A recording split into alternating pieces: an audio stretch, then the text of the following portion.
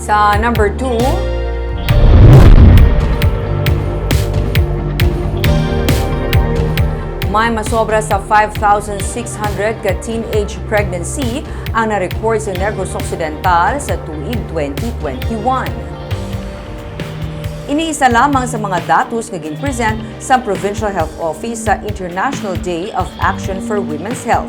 May 144 ka pregnancy nga na-report sa mga nagapang-edaron na pulo tubtub 14 anyos.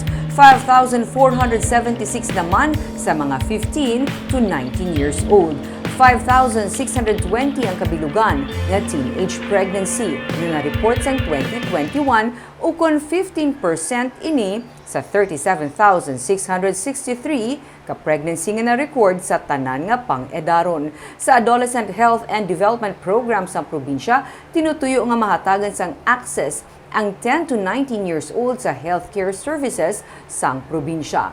Dinapit nga bisita si Governor Eugenio Jose Lacson sa programa nga ginsakdag para sa International Day of Action for Women's Health kung sa diin iya ginhaylo ang mga kababainhan nga dapat mapangapina nila ang ilang nga ikaayong lawas.